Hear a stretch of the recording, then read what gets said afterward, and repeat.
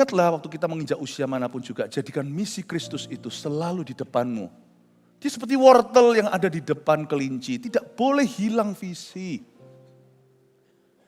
Pada waktu kita mulai narsistik, apalagi entitlement atau perasa berhak, ini dicampur jadi satu toksik.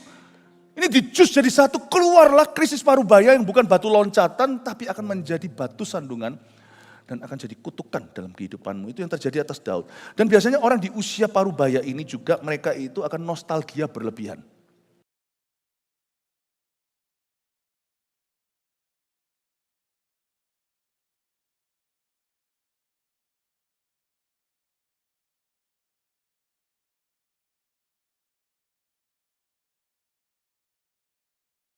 Diri untuk firman Tuhan hari ini seminar keluarga. Saya mengangkat topik-topik yang dihadapi oleh family di dunia modern ini. Isu-isu yang sangat perlu dan gereja harus bangkit jadi jawaban. Karena itu kalau Anda tidak bisa mendengarkan semuanya, pastikan sebagai jemaat, dengarkan suara gembala, cicil pelan-pelan sebelum minggu depan. Seminar keluarga ini ada 5 menunya, dan saya menyampaikan tadi pagi tentang membimbing seksualitas anak di era LGBT hanya begini. Meskipun topik-topik ini sangat spesifik, saya percaya pedang Tuhan bermata 2. Meskipun yang belum punya anak pun akan merasakan gunanya, meskipun juga para manula yang sudah lewat, udah zaman cucu, udah gak ikut-ikutan untuk mendidik mereka. Ini adalah satu hikmat Tuhan untuk segala musim kehidupan. Tetapi saya mau pakai satu titik setiap ibadah itu untuk menyampaikan pesan Roh Kudus bagi kita semua. Ibadah-ibadah berikutnya nanti akan jalan semuanya, yang lainnya nanti Anda bisa lihat sendiri. Orang tua liberal setelah ini saya mau ajari bagaimana papa mama yang tidak tegas dan tidak berani berkata tidak pada anaknya, yang memberikan memberikan hak untuk memutuskan itu ke dalam diri anak terlalu dini sebelum waktunya, itu nanti permulaan kacaunya keluarga atau kekacauan masa depan anaknya sendiri. Mari kita sekarang bahas yang tentang krisis parubaya. Saya mau bicara tentang orang-orang yang di usia 40 sampai 60, laki-laki maupun perempuan. Dan saya sangat memahami dunia pria. Bukan hanya saya sedang berada di usia 52, juga sangat mengerti musim hidup ini, tetapi kepada bapak-bapak, ibu-ibu yang sudah di usia 80 pun, mungkin ada PR-PR yang belum selesai ketika Anda berusia 4-60. Sama dengan anak kecil waktu berubah jadi remaja, remaja jadi dewasa, kalau mereka belum selesai, tabung panahnya belum dibuat penuh, biasanya nanti mereka menjadi orang dewasa yang bermasalah. Saya percaya ini semua akan menarik ke belakang, akan ditarik ke belakang untuk selesaikan di area-area bolong hidup kita. Dan Anda yang belum usia 40 juga, Anda harus mengerti kenapa bangun fondasi di masa mudamu, sebab krisis parubaya itu ada atau midlife crisis. Meskipun setiap orang manifestasinya beda, pengalamannya tidak sama. Jangan kau kira bahwa ini pukul rata, semua orang pasti ngalami yang sama. Wanita misalnya menopause, ya. Nggak akan beda-beda, tetapi pada dasarnya manusia akan mengikuti satu siklus dalam kehidupannya dan kita harus ready dan jalan dengan Kristus. Apakah itu sebuah kutukan atau batu loncatan? Up to you. You have a choice. Kita punya pilihan. Jadikan itu selalu apapun musim kehidupan, jadikan itu batu loncatan. Batu tumpuan, jangan jadi batu sandungan. Saya mau mengangkat satu tokoh di dalam Alkitab, yang ketika dia masuk di parubayanya, dia berdosa, berubah, dan jatuh dalam kesalahan skandal yang luar biasa. Dan orang ini tidak disembunyikan oleh Bible di Alkitab, dia diceritakan kehidupannya untuk kita belajar. Dia adalah Raja Daud, kita buka sama-sama 2 Samuel pasal 11, ayat 1-5, nanti saya akan kasih Anda poin-poin. Hari ini kan seminar, jadi izinkan saya bicara secara praktis, teknis untuk Anda bisa mencatatnya nanti. Siapa tahu berguna dalam kehidupan Anda hari-hari ini. Daud dan Batsheba, kisah krisis parubaya, kutukan atau batu loncatan. Hanya 5 ayat saja kita baca bersama-sama pembacaan Alkitab. Kalau boleh sambil bangkit berdiri kita membacanya. 1, 2, 3. Pada pergantian tahun, pada waktu raja-raja biasanya maju berperang, maka Daud menyuruh Yoab maju beserta orang-orangnya dan seluruh orang Israel. Mereka memusnahkan Bani Amon dan mengepung kota Raba, sedang Daud sendiri tinggal di Yerusalem. Sekali peristiwa pada waktu petang ketika Daud bangun dari tempat pembaringannya, lalu berjalan-jalan di atas sotoh istana. Tampak kepadanya dari atas sotoh itu seorang perempuan sedang mandi. Perempuan itu sangat elok rupanya. Lalu Daud menyuruh orang bertanya tentang perempuan itu. Dan orang berkata, itu adalah Batsheba binti Eliam, istri Uria orang Het itu. Sesudah itu Daud menyuruh orang mengambil dia. Perempuan itu datang kepadanya, lalu Daud tidur dengan dia. Perempuan itu baru selesai membersihkan diri dari kenajisannya, kemudian pulanglah perempuan itu ke rumahnya. Lalu mengandunglah perempuan itu dan disuruhnya orang memberitahukan kepada Daud demikian, aku mengandung. Silakan duduk. Krisis parubaya, kutukan atau batu loncatan, mari kita sekarang lihat dan kita bedah ayat-ayat. Pada pergantian tahun, katakan pada pergantian tahun. Kita nggak tahu ini tahun berapa, tapi ada dalam sejarah, kalau mau diselidiki tentunya ada berapa tahun atau tahun berapa sebelum Masehi. Tapi saya nggak tertarik di situnya. Saya tertarik ini untuk menerapkan ini dalam hidupmu dan hidupku. Pada pergantian tahun saya tunjukkan dulu kira-kira di usia Daud, kira-kira dia berapa tahun. Daud itu jadi raja umur 30, dia diurapi pertama kali waktu itu.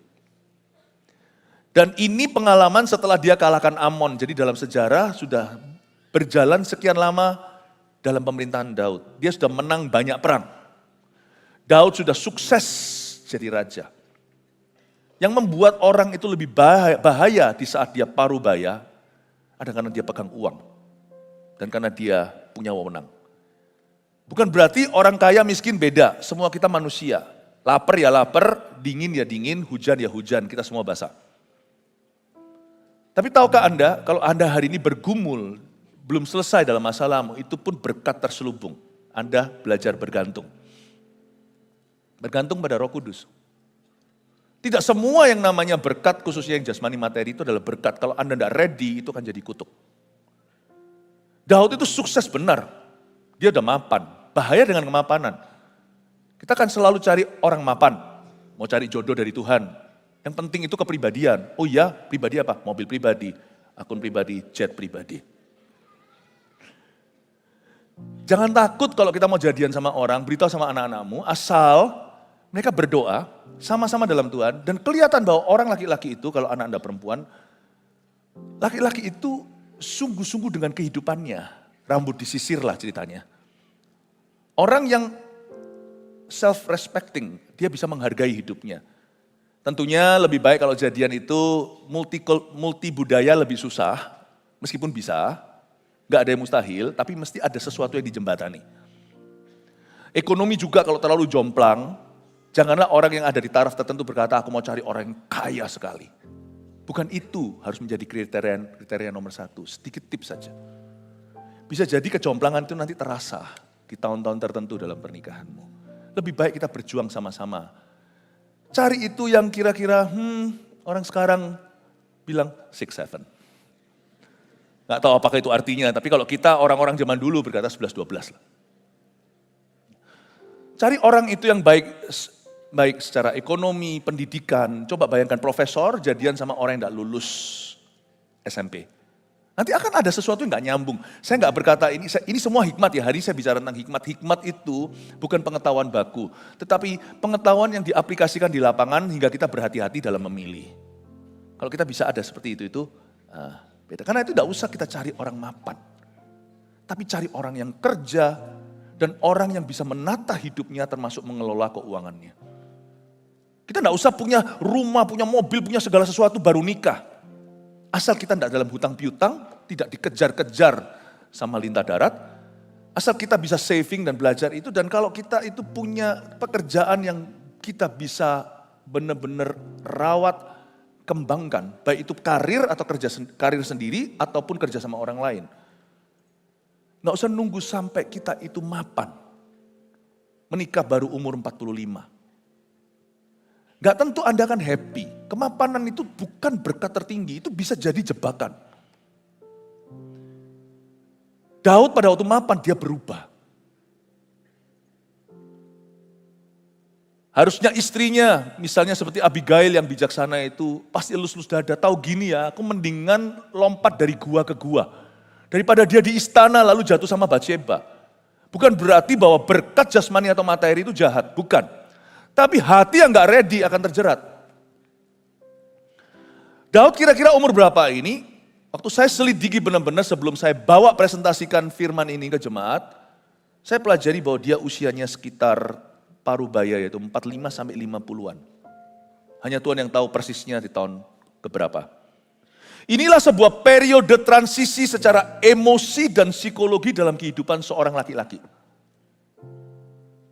Parubaya itu di usia, kalau mau ditarik luas itu 40 sampai 60. Tapi sekali lagi ya, bukan berarti kalau udah lewat 60 lewat berapa hari, I'm free. Pernah lihat kakek-kakek umur 65 selingkuh, ada yang terjadi. Anda jangan terkejut. Pernah lihat orang yang sudah umur 62 lalu cerai? Banyak. Banyak di Hollywood juga. Ini bukan sebagai baku ya, tapi ini sebagai hikmat. Katakan hikmat. Not everybody, tidak semua orang akan mengalami yang sama. Tetapi inilah sebuah periode yang kita semua harus waspada. Transisi ini adalah transisi rohani sebenarnya. Kita bisa masuk ke dalam satu musim kehidupan yang paling kaya. Bukan secara materi, secara rohani kalau kita tahu bagaimana menghandle-nya. Itulah sebabnya memasuki tahun-tahun tersebut harusnya seorang laki-laki maupun perempuan belajar untuk cari Tuhan.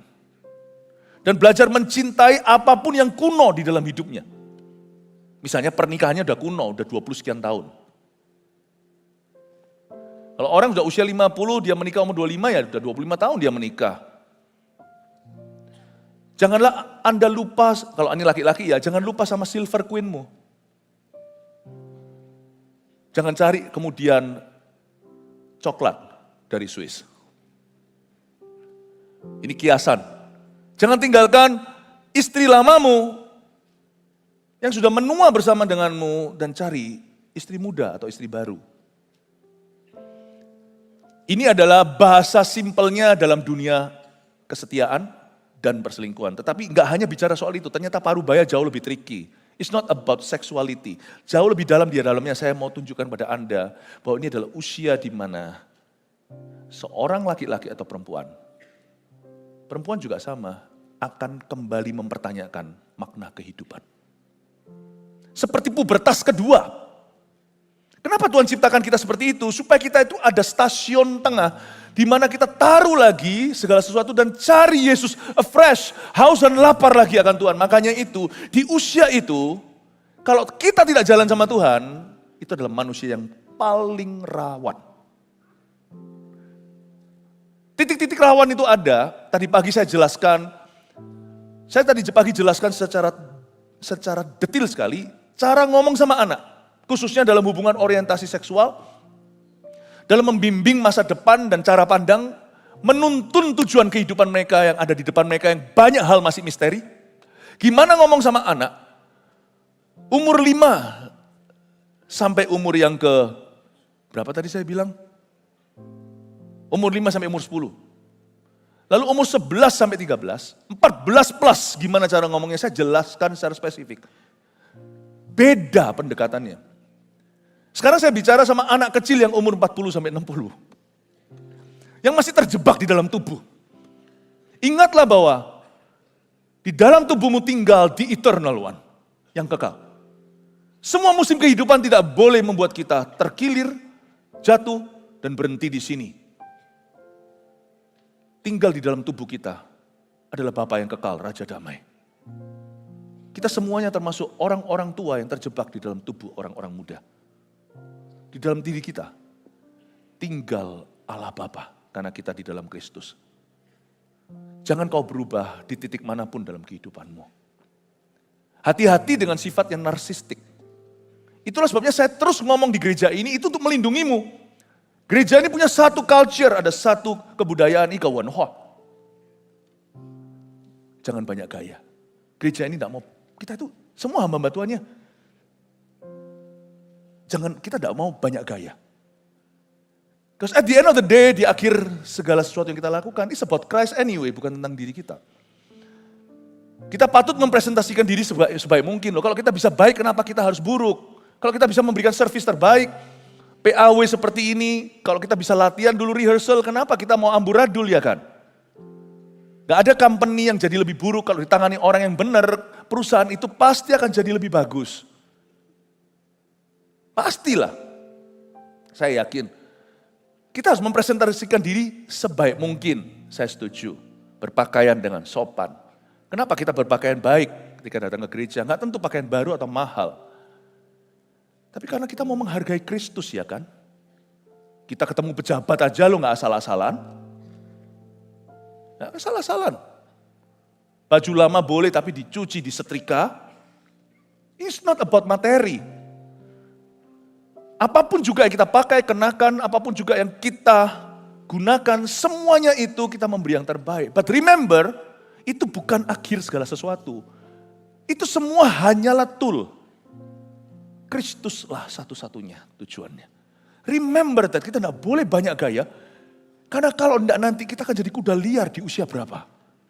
Tiba-tiba berubah segala sesuatu, lalu kita lupa apa yang penting dalam hidup ini. Kita sekarang coba lihat ya perkembangan Daud.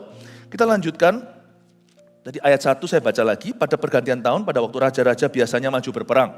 Ini semua lagi perang nih, Daud menyuruh Yoab maju beserta orang-orangnya dan seluruh orang Israel. Yoab ini lebih muda, Yoab ini panglima bala tentaranya, Yoab ini sebenarnya adalah keponakan Daud. Mereka memusnahkan Bani Amon dan mengepung kota Rabah. Bani Amon itu sekarang di dunia modern itu di daerah Yordan, Yordania. Jadi tetangga Israel, utara Amon, selatan itu Moab, lalu selatan lagi itu, tengah itu Moab, selatannya lagi itu kaum Edom. Jadi interesting, semua bangsa-bangsa atau suku bangsa yang tertulis di Alkitab itu sekarang ada versi modernnya. Meskipun mereka tetap people yang berbeda, tapi dulu asal usulnya itu begitu. Di bawah sana itu kaum Edom, ya, saudaranya Yakub dari Esau. Dan itu Bani Amon dan dikalahkan sama bangsa Israel. Nah tapi kenapa Daud sendiri tinggal di Yerusalem? Ini menunjukkan di usia 45-50 itu, kalau kita benar-benar renungkan firman ini, Daud berada dalam situasi bored. Dia merasa jenuh, boring. Dan kalau dia nggak isi, saya nggak tahu hubungan Daud dengan Tuhan seperti apa, tapi saya yakin ada bolong-bolongnya di masa-masa di mana dia agak renggang dengan Tuhan. Dan masa renggang dengan Tuhan ini nggak perlu kita meninggalkan Tuhan, cukup kita lengah, setan akan makan. Setan itu pencuri, jadi dia bisa mencuri satu season hidup kita. Jangan kau biarkan, meskipun kita bisa kembali pada Tuhan, tapi pasti ada sesuatu yang gosong dan hangus. Dalam diri anak-anak kita tadi saya ajarkan 5-10, 5 di bawah 5 masih terlalu kecil, 10, 11-13, lalu 14 plus. Kita harus mengerti window-window atau kita harus mengerti jendela-jendela itu. Jangan kau biarkan kendor. Bukan berarti kita overprotective atau kita terlalu posesif, bukan. Tapi jangan kau biarkan kendor. Ada usia-usia tertentu, setan mau colong sesuatu. Makanya saya selalu bekerja sama dengan papa mama yang saya tahu, atau saya ajarkan pada papa mama di antara jemaat kita harus jadi disciple maker di rumah kita sendiri. Nah sekarang saya mau bicara kepada orang-orang yang sudah dewasa, 40-60 malahan. Nah sekarang waktunya saya bicara kepada anak-anak kecil yang terjebak di tubuh orang tua ini. Di sini saya lihat Daud sendirian tinggal di Yerusalem. Ini sebuah gejala umum. Gejala umum, karena gejala umum parubaya itu adalah bosan. Dulu apa yang membuat dia wow, excited atau merasa bergairah, bahkan doa lama-lama sebelum hari H, sekarang jadi biasa. Makanya itu penting sekali antidotnya tetap menjaga kasih mula-mulamu. Sekarang saya ngerti kalau Tuhan berkata, di mana kasih mula-mulamu? Lihat, kau telah jatuh. Tuhan itu bisa melihat kejatuhan seseorang sebelum dia sungguhan jatuh. Tuhan tahu waktu dia sudah kehilangan kasih mula-mula, tak lama lagi dia jatuh. Kasih mula-mula itu mengasihi hal yang sama tapi dengan memperbaharui janji. Dengan pembaharuan hati. Kasih mula-mula itu kembali, maksudnya bergairah untuk perkara-perkara yang sama. Dia mulai bosan, waktu dia bosan, nah ini bahaya. Dia mulai tanya, what's next ya?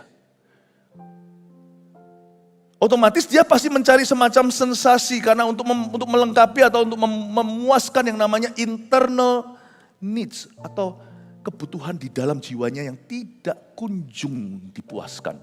Dia pasti cari sesuatu yang baru, sesuatu yang beda. Disinilah banyak orang di tengah-tengah Parubaya. Saya tidak berkata semua yang kayak gini itu pasti gara-gara midlife crisis. Tapi inilah alasan bagi sebagian orang, it's true, yang membuat mereka banting setir. Baik itu tiba-tiba secara drastis mengganti karir, meninggalkan seseorang, lalu habis itu mengubah yang namanya lifestyle gaya hidupnya. Bukan hanya itu saja, bahkan nampak dari penampilannya, tapi hati-hati ya kalau setiap kali kelihatan orang pakai baju nyorak. Ayo krisis Parubaya, jangan gitu. Kadang-kadang memang ada orang yang suka warna jambu, warna ungu, gak pernah berani sampai suatu hari, jangan gitu ya. Ini saya ajari sebagai hikmat, katakan hikmat. Bukan hikap, bukan jadikan sebagai alat untuk menghakimi, bukan ya. Jangan, gak apa-apa, silakan pakai warna-warna. It's okay. Tapi ini sekarang menjelaskan pada kita kenapa some people, bagaimana banting setir secara karir. Banting. Coba lihat usianya. They are not in their 20s. Hati-hati. Kita harus mengerti hal-hal seperti ini itu ada.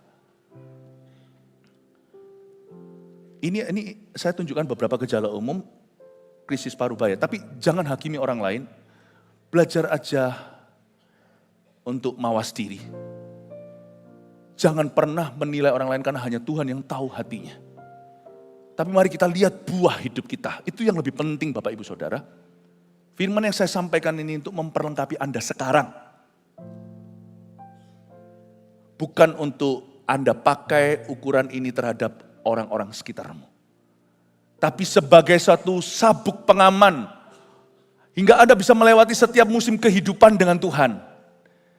Firman ini adalah tongkat, firman ini adalah gada gembala. Untuk menuntunmu di jalan yang benar dulu, oleh karena namanya. Lalu setelah itu membawamu melalui pemandangan, sekalipun kau dalam masalah, selalu bisa melihat rumput hijau dan air tenang. Siapa di sini umur 40 sampai 60? Angkat tangan. Oh, jangan diturunkan tangannya. Saya mau lihat dulu, jangan malu lah, gak apa-apa. 40.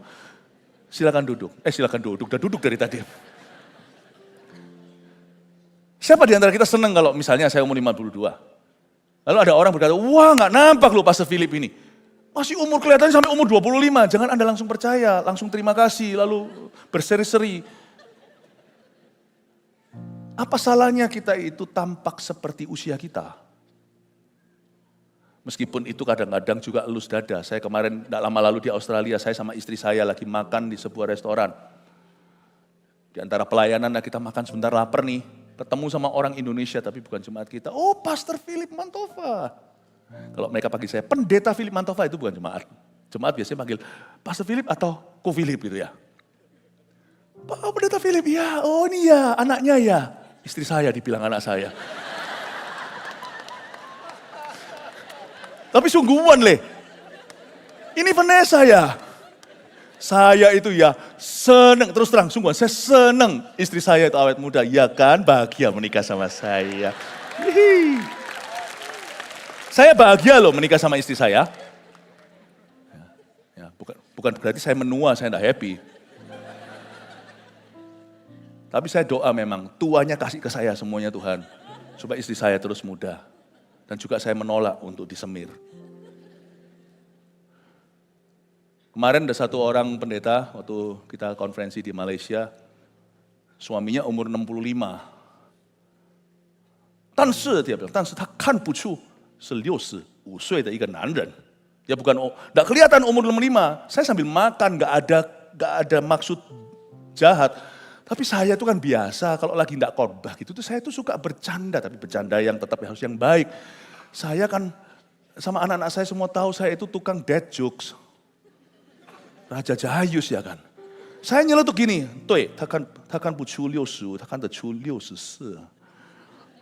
Saya bilang, dia gak kenapa 65. Itu istrinya dengar, wah seneng.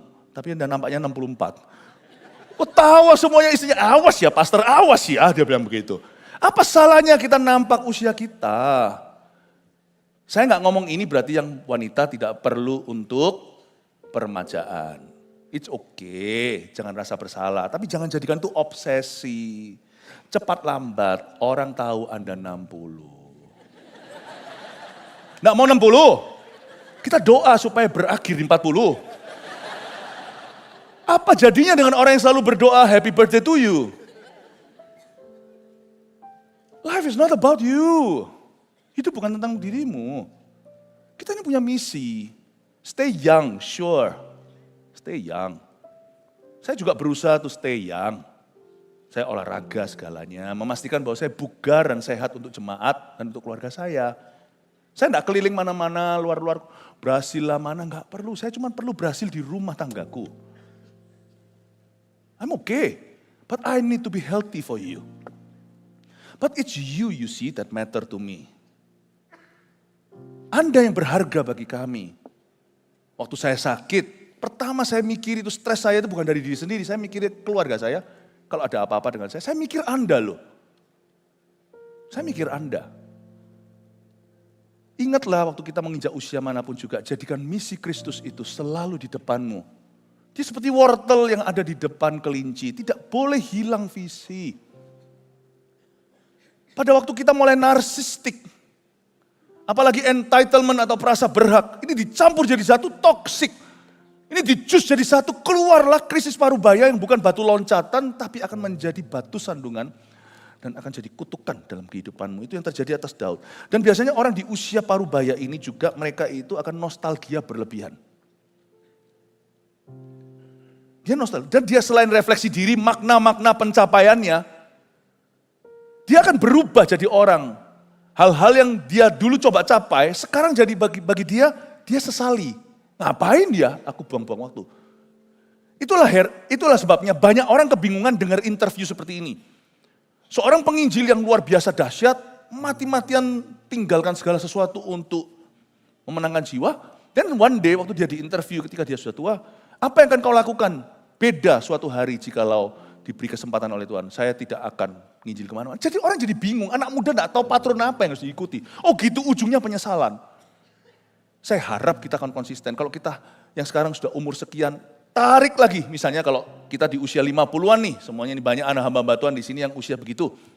Ditarik ke usia waktu kita masih 21. Are you still preaching the same message? Bukan berarti khotbahnya tidak berkembang. Dulu saya tidak bisa khotbah tentang pernikahan, saya belum menikah.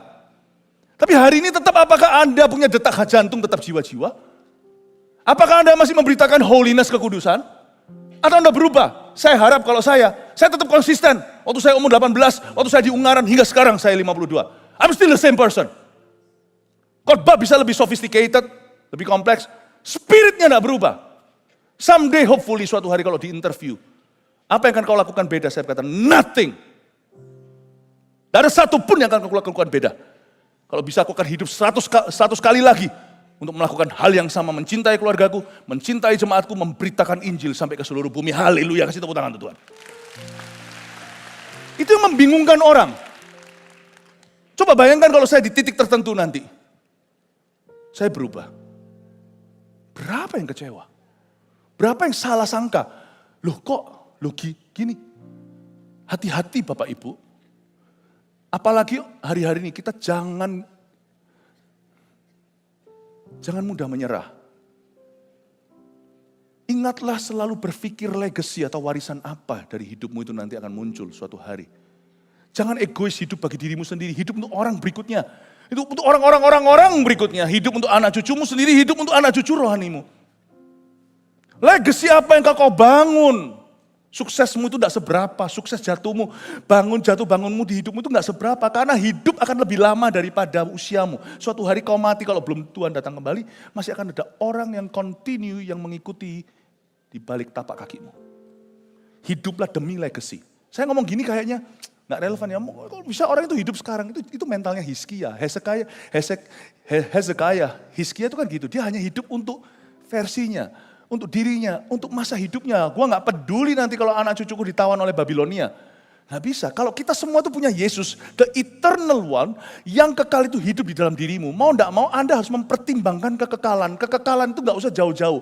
Sorga sampai selama-lamanya itu terlalu jauh. Kekekalan itu adalah after you die. Your life will still affect someone how you ended it. Setelah kau mati, hidupmu itu masih akan mempengaruhi seseorang setelah dia tidak ada atau meninggal dunia. Kalau kita punya Yesus, kita harus mikir jauh. Kita pikirannya kekekalan. Kita tidak boleh hidup egois. Karena masih ada orang yang hidup setelah kita mati. Ayo, bukan urusan gua, itu bukan urusanku. Urusanmu. Karena mereka orang-orang yang kenal Anda. Mereka adalah someone in your life. Seseorang di hidupmu. Gak tentu itu darah dagingmu. Gak tentu itu keluarga kerabatmu. Tapi orang-orang yang Tuhan taruh di atas pundakmu. Tanggung jawab rohani atas diri mereka. Kalau Anda mengaku Anda punya hidup kekal, pikirkan sejauh itu. Kalau Anda memang punya hidup yang kekal. Legacy. Warisan apa yang turunkan? Jatuh bangunku gak apa-apa. Suatu hari orang hanya menceritakan, saya gagal, kurang bisa berbuah di area, di hal-hal tertentu, di bidang tertentu saya belum menunjukkan keberhasilan. It's okay. Tapi orang kan melihat konsistensi dan loyalitasmu pada panggilanmu. Orang kan lihat itu. Yang tidak penting buat kita sekarang. Itu yang disebut MAHKOTA, mahkotamu. Mahkota kemuliaanmu itu suatu hari dari situ. Your broken legacy or fulfilled legacy. Legasimu yang tergenapi, terfulfill atau yang patah di tengah-tengah. Parubaya, hati-hati. Dan di zaman usia-usia sekian, itu terjadi perubahan suasana hati. Saya sendiri ngalami loh ya. Gejolaknya itu ada. Nah, kita kira itu hanya pikiran kita, no, itu satu fase. Di antara perasaan-perasaan yang muncul itu adalah mungkin kecemasan, putus asa, ada ketidakpuasan, rasa seperti mencari lagi. Makanya itu harus cari Tuhan. Tidak heran juga di usia-usia segini banyak orang pindah luar negeri. Orang-orang yang immigrate atau orang-orang yang pindah untuk memulai sesuatu yang baru di negeri orang. Misalnya, itu biasanya di umur 40 sekian, mereka mulai melihat seperti rumput itu hijau, lebih hijau di halaman tetangga. Which is okay. Tapi kalau if you base your decision on that alone, kalau kita benar-benar dalam segala keputusan kita itu hanya bergantung perasaan seketikamu, nah di situ nanti kita bisa miss atau kita bisa kelewatan apa yang merupakan rencana Tuhan yang lebih baik. Itu boleh menjadi semacam triggernya, keinginan. Kadang-kadang Tuhan berikan loh keinginan kita. Kalau kita bergembira karena Tuhan, tetapi tidak boleh mendasarkan keputusan kita atas hanya perasaan sementara. Di usia-usia tertentu itu orang mulai, apalagi kalau punya, dia kan mikirkan, wah enak ya tinggal di negara itu. Dia nggak mikir itu waktu umur 20 masih banting tulang, masih kejar mimpi. Bagi dia mau tinggal di mana nggak masalah. Aku mau tinggal di istana atau mau tinggal di sebuah tempat yang benar-benar kumuh, asal ada WC-nya ada lubangnya gitulah. Aku bisa tinggal di situ sekalipun tinggal sama Mickey Mouse sekaligus. Tapi di usia tertentu dia mulai mikir, enak rasanya ya. Di usia-usia tertentu itu orang membuat keputusan-keputusan drastis. Tapi ini juga usia-usia yang mudah menyerah. Zaman ini orang yang paling mudah menyerah itu biasanya anak-anak muda. Anak-anak muda kalau tidak diajari benar-benar punya mentalitas tentara Allah, dia akan jadi generasi stroberi yang dipencet langsung leleh. Pernikahan akan banyak mengalami goncangan di masa-masa itu. Tetapi di usia-usia parubaya juga, angin juga akan menerpa mereka, angin yang sama. Mudah menyerah. Karena itu kuncinya adalah konsistensi and faithfulness dan kesetiaan. Mari kita lihat sekarang ayat 3. Lalu Daud, ayat 2 sekali peristiwa pada waktu petang ketika Daud bangun dari tempat pembaringannya. Lalu berjalan-jalan di atas soto istana. Tampak kepadanya dari atas soto itu seorang perempuan sedang mandi. Perempuan itu sangat elok rupanya. Sudah saya nggak bahas kejatuhannya itu seperti apa. Batsheba itu bisa menjadi khotbah tersendiri. Ayat 3. Lalu Daud menyuruh orang bertanya tentang perempuan itu. Daud suruh orang bertanya tentang perempuan itu. Kalau dia lagi perang. Masih di usia di mana dia lari dari gua ke gua dan dia tahu prophecy will come true, bahwa nubuatan atas hidupnya akan digenapi, dia akan menjadi raja Israel, menjadi gembala Israel. Dia tidak mungkin suruh orang bertanya tentang seorang perempuan. Itu berarti ada semacam vacuum atau kehampaan, kekosongan di dalam dirinya. Kosong, hampa tujuan. Dia mulai mencari purpose, mencari tujuan di tempat yang salah. Dia pertama-tama nggak berani langsung jatuh, nggak ada orang itu langsung jatuh, itu pasti ada erosinya. Dia mulai dengan lebih berani teman-teman tapi mesra, atau dia mulai berkata, tanya Gih, perempuan itu siapa sih? Dia mulai kepo yang nggak perlu. Ini namanya hati yang pengangguran secara rohani. Coba tanyain, nggak jatuh, tapi kamu mau tanya aja, mau tahu aja itu siapa cewek itu. Dan orang berkata itu adalah Batsheba binti Eliam, istri Uria orang Het itu. Sesudah itu Daud menyuruh orang mengambil dia. Jadi ada sebuah need, ada sebuah obsesi di dalam dirinya to conquer the next land. And this time my neighbor's wife. Untuk conquer, untuk bisa menaklukkan berikutnya. Kenapa? Karena Daud sudah mencapai titik mapan. Dan yang mau dia taklukkan berikutnya bukan kerajaan-kerajaan. Karena kerajaan-kerajaan sudah ada, panglimaku sudah bisa semua. Apalagi ya untuk aku ya.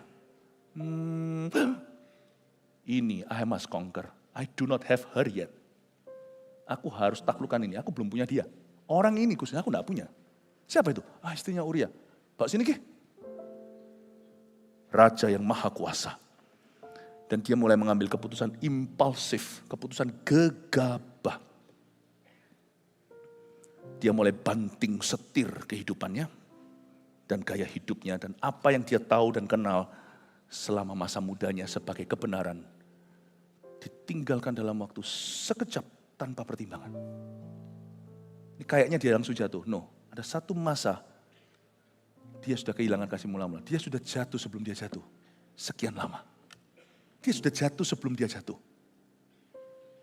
Manusia itu gak ngerti apa yang dia kejar. Dia kejar. Dia sukses. Sukses. Lalu dia gak tahu what to do. Lalu setelah itu akhirnya apa yang dia kira dia akan tuai. Karena dia berusaha dengan kekuatannya. Akhirnya setan yang menuainya.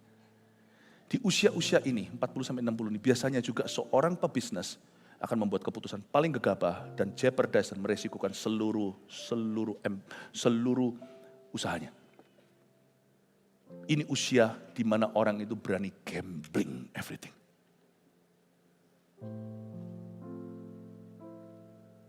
Kuncinya di mana? Mengikut Tuhan dengan stabil.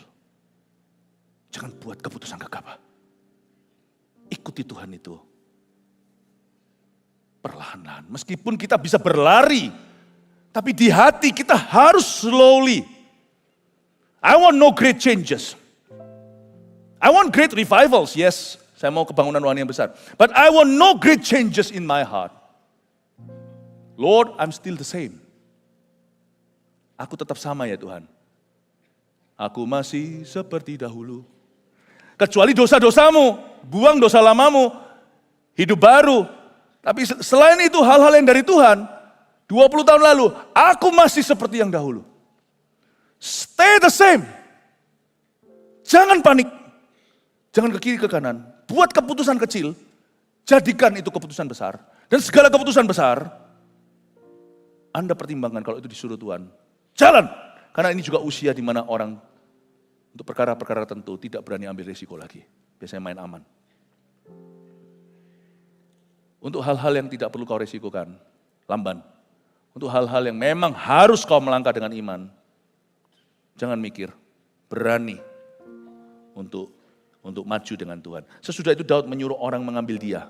Perempuan itu datang padanya lalu tidur dengannya.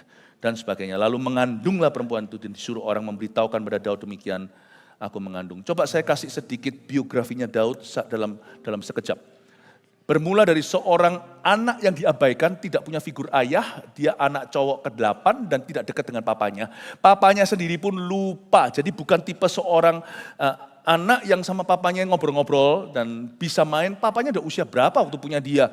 Nggak mungkin sudah bisa naik di bahunya segalanya, papanya udah tua. Jadi dia seorang yang sebenarnya di dalam dirinya starving love. Seorang yang butuh pengakuan, seorang yang butuh penerimaan, seorang yang butuh figur. Lalu kemudian belum sempat dia itu ngalami gimana, dia ngalami Tuhan. Setelah ngalami Tuhan tak lama kemudian dia jadi rising star atau dia naik daun. Daud mengalahkan Goliat itu suatu kejadian yang tidak terencanakan. Dan dia menjadi elu-elu masyarakat sampai membuat Saul raja itu iri. Daud membunuh berlaksa-laksa, Saul hanya beribu-ribu saja. Dari rising star dia mulai memimpin orang-orang di Gua Adulam. Kepemimpinannya adalah tipe kepemimpinan post trauma. Orang-orang yang dulu pernah trauma segalanya itu dia sangat ngerti dunia mereka dan dia menjadi turn around man di dalam dunia korporasi atau dunia dalam perusahaan, marketplace maupun dalam gereja atau dalam apapun juga. Selalu ada tipe orang yang Tuhan pakai untuk menjadi turn around man, orang yang bisa memutarbalikkan suasana situasi itu begitu mudahnya. Padahal itu boleh dikatakan kerusakannya itu sudah sangat parah, bisa dibalikkan seperti itu. Ya, ada pula dalam sejarah presiden yang seperti itu, ada pula pendeta yang seperti itu, ada pula tokoh-tokoh pokoknya yang bisa membuat semua turn around. Winston Churchill contohnya di Inggris, membuat Inggris tidak takluk pada Jerman. Kepemimpinannya adalah turn around man. But the thing is, turn around man kalau sudah tidak mengalami krisis, menghadapi krisis, di situ Anda akan melihat mature man or not. Dan Daud dari Adulam dia menjadi raja dan kali ini waktu kasus Batsheba dia sudah menjadi a powerful king in a very stable kingdom. Menjadi raja yang sangat berkuasa tapi di dalam kerajaan yang sangat stabil pula. Disinilah dia mulai mengalami disorientasi. Dia tidak membangun kerohaniannya di saat tenang, tidak terjadi krisis apa-apa di depan. Makanya saya syukuri kalau kita masih ada krisis dalam kehidupan kita itu berkat. Kadang-kadang kita ngeluh, kenapa aku masih ada di sini? God knows, Tuhan tahu di titik mana kau akan jatuh. Bukan berarti Tuhan memberimu krisis itu, kadang-kadang ada karena kebodohan sendiri. Kadang-kadang Tuhan izinkan karena kesalahan orang lain. Tapi kalau Tuhan masih izinkan Anda di sana, itu berarti ada pembentukan. Daud itu waktu nggak menghadapi krisis lagi, dia mengalami disorientasi dan karena dia mulai jauh dari Roh Kudus, saya yakin orang dekat sama Tuhan gak mungkin ambil istri orang. Coba lihat Yusuf, nenek moyang Daud, nenek moyang Israel, orang suku-suku Israel di zaman. Coba lihat Yusuf, gimana dia lari kalau dia dekat dengan Tuhan, ya kan? Dan saya percaya ketika dia mulai hampa itu dengan kuasa di tangan dia mulai punya narsistik, sifat-sifat narsistik. Zaman ini adalah zaman di mana setiap sifat yang ada di dalam diri seorang ekstrovert akan menjadi-jadi. Di dalam diri seorang introvert pun pernah lihat orang introvert, kalau temui secara orang-orangan dia pemalu, tapi secara sosial media ya ampun eksis sekali. Ini zaman di mana semua sifat narsistis dari Adam dan Hawa, mau nggak peduli banyak atau sedikit dalam diri seseorang itu dikipas-kipas oleh dunia. Makanya itu dekat sama Tuhan itu bukan opsi tapi keharusan. Makanya tiba-tiba setelah itu keluar satu internal need, kebutuhan yang tak terhingga yang harus segera dipuaskan. I must conquer something to have value, self value. Aku harus menaklukkan sesuatu untuk dapat self value, untuk dapatkan harga diri. Dan yang dulu ku taklukkan, males aku, bosen, jenuh, gitu-gitu. Aku harus sesuatu yang baru, entah gimana. Adrenalin harus jalan dan harus merasa excited, gairah ini. Aku kembali remaja. Kalau dulu waktu remaja, cium orang itu rasanya gimana? Sekarang sudah pernah cium orang, udah menikah. Cium orang lain gimana?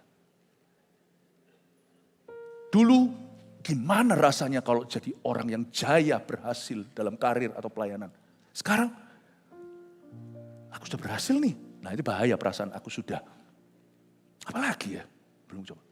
Mumpung aku masih umur segini. I must try something new. Hati-hati dengan spirit seperti itu karena itu bukan Roh Kudus. Dan kita harus bisa membedakan. Saya tunjukkan pada Anda beberapa tips, ada 5 yang saya kasih sebagai poin-poin untuk Anda bisa renungkan dan jadikan referensi. Khotbah seperti ini harus kau jadikan pedoman, karena ini adalah tongkat gada gembala. Jangan dijadikan sekedar dengar atau hafalan lalu sudah. Tapi Anda ingat-ingat nasihat Tuhan. Ya, yang pertama, untuk kita menjaga ini musim apapun, gak hanya 40-60, tetapi ini semua berlaku. Karena ini prinsip-prinsip firman berlaku untuk segala usia. Satu, kembalilah. Loh kok dibuka semua? Matiin, nomor satu. Thank you. Mari kita tutup dalam doa, selesai sudah. Sudah, ya, oke. Nomor satu, coba ngomong kanan kirinya, lupakan poin 2-5, lupakan. Number 1, kembalilah ke kasih mula-mula. Roh haus dan lapar akan dua Tuhan. Kalau belum dengar khotbah saya, orang-orang CG harus dengarkan waktu saya khotbah di CT. CT, wah singkatannya banyak. Waktu connecting time yang lalu, saya ajarkan sebenarnya kasih mula-mula itulah roh haus dan lapar. Mesti harus belajar, hindarkan perasaan, I have made it. Aku sudah berhasil, aku sudah mencapai. Jangan ada itu, makanya penting kita itu humble, humility, kerendahan hati seperti anak kecil. Lord, aku mau belajar terus. Bentuk aku Roh Kudus. Itu penting banget, ternyata itu melindungi kita, bukan melindungi Tuhan. Kita kira Tuhan yang disenangkan, iya Tuhan senang kalau kita baik-baik. Nah ini yang membuat kita baik-baik. 2, definisikan ulang sukses itu apa. Ketika kita bertanya, logika tidak bisa menjawab karena kita sudah maha tahu. Kita sudah tahu segala sesuatu. Kita itu sudah tahu jawabannya. Orang-orang di usia tertentu kalau dia sudah berhasil di bidang apa, itu orang-orang yang paling susah jadi pasien siapa-siapa. Susah. Pendeta, hamba Tuhan, kalau sampai dia berubah di hadapan Tuhan, paling susah diyakinkan, karena kita sudah tahu firman. Dokter, kalau sakit, juga gak gampang. Karena dia tahu sakit penyakit. Karena itu, kalau kita suatu hari tiba-tiba bertanya makna pada logika kita sudah tahu, itu waktunya kita masuk ke hadirat Allah lagi, bukan hanya dengan logical thinking. Tapi kita bawa hati kita, hancurkan Tuhan. Break. Hancurkan manusia dagingku. Aku mau belajar. Di situ kita mengalami lawatan Tuhan. Definisi sukses itu kembali Tuhan beritahukan sesuatu mungkin yang kita sudah tahu. Tetapi waktu Tuhan beritahukan kita lagi, itu seperti something new. Kita terima. Tuhan memperbarui hati kita. Tuhan, kita harus definisikan kembali what is success. Apa itu sukses? Nanti saya akan sebentar lagi tunjukkan tulisan saya. Ini tulisan sebenarnya privat, tapi saya tulis ini kepada diri sendiri. 12 tahun kemudian hari ini saya tunjukkan ke jemaat. Waktu saya umur 39 mau ulang tahun, saya bukan orang lebay ya, bahasa anak-anak muda sana. Lebay itu orang yang suka tonjolkan kalau itu berkenaan dengan dirinya. Saya enggak, saya biasanya kalau saya dan istri saya sama-sama introvert dalam hal itu. Mendingan kita itu lebih baik kalau dalam Tuhan itu silent glory. Ya. Tetapi saya tuliskan tulisan ini nanti saya tunjukkan ke Anda, simple. Menunjukkan saya berada di mana waktu umur 39 sebelum saya ulang tahun atau masuk ulang tahun umur 40. Saya tuliskan pada diri saya sendiri. Dan semoga itu jadi berkat buat Anda. Simple kok nanti ya. Tapi di situ saya mendefinisikan ulang sukses itu apa. Nanti kita baca sebentar lagi, nanti saya tunjukkan. Yang ketiga dulu. Jagalah hati terhadap keputusan gegabah. Khususnya dalam hal hubungan, affairs, spending, cara kita pakai uang. Lalu career abandonment, tiba-tiba banting setir aja. Gak tahu ada apa. Abandonment itu bisa melepaskan karirmu yang kau bangun bertahun-tahun. Begitu saja, escapism atau lari dari sesuatu, lari dari kenyataan, lari dari orang-orang yang lari, pokoknya lari, just run baby run, just run, don't run. Waktu ketika daging kita berteriak berkata larilah, di situ roh kita harus berkata justru lawanlah dan berkata aku lari masuk ke hadirat Allah. Dan aku akan menjadi lebih dalam, I will have a deeper faith after this. Justru kita enggak tahu, sebenarnya kita sedang masuk dalam suatu musim yang paling berharga di hidup kita. Anak-anak muda, I love you so much. Nanti super conference ada satu sesi khusus untuk mendoakan dan mengurapimu. Itu yang kita lakukan bukan hanya tumpang tangan, something we've never done before. Kita tidak pernah lakukan. Tapi izinkan saya beritahu pada anak-anak muda yang before 30 di bawah 30 ya. Saya beritahu ya, musim kalian, kalau kalian mengira bahwa musim muda adalah musim yang paling mulia, you're very wrong. Tunggu di 40-60, that's the best season in life. Itu musim yang terindah. Kalau Anda ready, kalau Anda siap. Kalau enggak itu kutukan. Ya. Jaga hati terhadap segala keputusan gegabah. Don't escape anything, jangan lari dari apapun. 4, jadilah dewasa dalam tujuan Allah. Seperti yang saya katakan tadi, kalau dulu kita tahu, sekarang kita akan di-challenge, akan ditantang di musim kehidupan tertentu untuk merombak itu. Sekali lagi aku akan menggoncangkan bumi, bukan hanya bumi, langit. Langit itu bukan hanya bicara tentang langit-langit atau angkasa, langit itu juga bicara tentang hal-hal yang sebenarnya sudah di langit-langit. Kita sudah tahu, prinsip-prinsip yang mendasari hidup kita itu tiba-tiba digoncang Tuhan lagi di umur-umur parubaya itu. Supaya tetap tinggal apa yang teruji.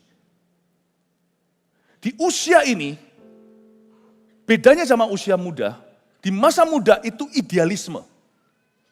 Di masa ini, dia menjadi realisme. Tapi banyak orang tidak bisa evolusi dengan baik, tidak terjadi transformasi, sehingga di usia itu dia jadi realistis. Lalu dia buang visi, dia merasa, nggak percaya mujizat, nggak percaya gini-gini. Padahal dulu di zaman Tuhan, bahkan mengalami manifestasi Roh Kudus di zaman sampai rebah, bahkan dia merasa manifestasi itu enggak ada. Lalu dulu apa yang kau alami itu apa? Yang membuatmu hari ini bisa dalam Tuhan. Di mana banyak orang berubah pikiran, banting setir, all or nothing, semua atau enggak sama sekali. Enggak ada gitu-gituan. Tiba-tiba di usia tertentu mati api, mati kutu dan tidak berbuah lagi. Dia merasa semua supranatural itu enggak ada. Jangan jadi realistis. Karena Alkitab mengajari kita bahwa apa yang kita lihat itu sementara, apa yang tidak kelihatan, Tuhan suruh kita terus hidup oleh iman.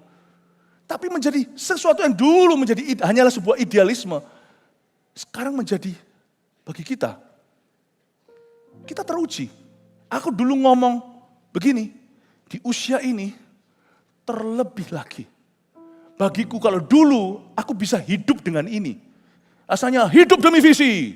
Aku punya angan-angan lain, pacaran, mau jadi orang yang kaya, mau jadi punya bisnis yang sukses. Dulu Kristus salah satu, yes visi, haleluya, aku bisa hidup sama visi ini, let's go.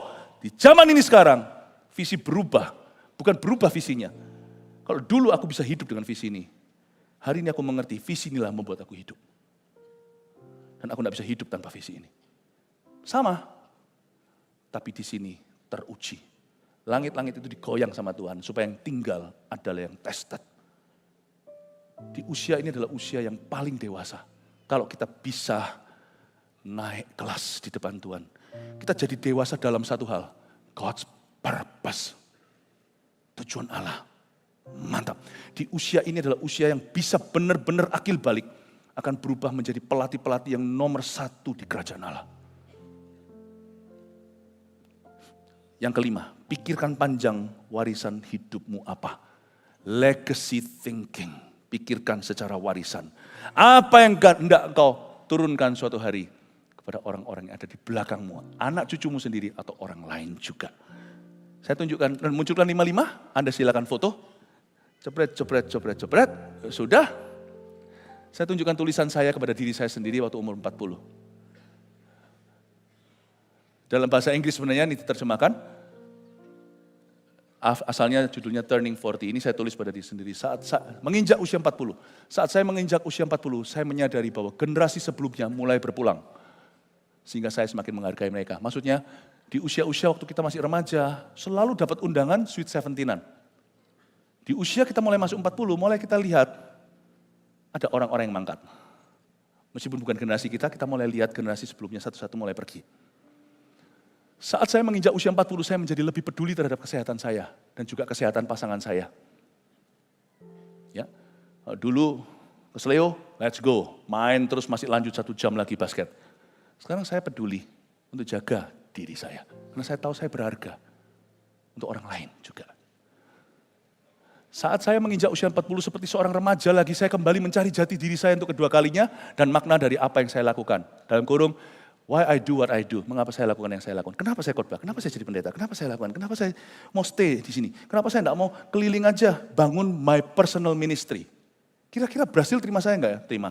Kalau nggak ada terima, kira-kira Anda semua yang di Amerika, would you accept me if I go around in America and preach at your place? But I won't. Because I'm their pastor. I know what I do. I know what I want. Aku tahu apa yang akan aku lakukan. Tahukah Anda kenapa Anda melakukan yang Anda lakukan? Kenapa Anda berbisnis? Kenapa Anda membesarkan anak?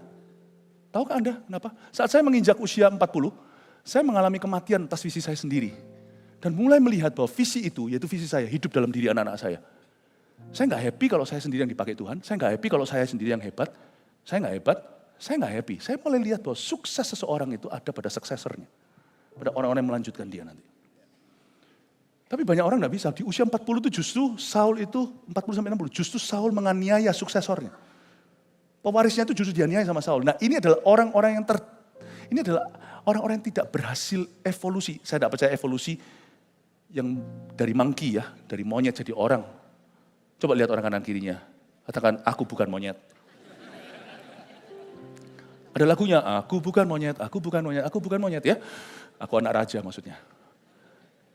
No, tapi evolusi hati itu perlu Bapak Ibu. Anda jangan jadi Saul. Anda harus jadi Abraham. Aku jadi bapak atas bagi bangsa-bangsa.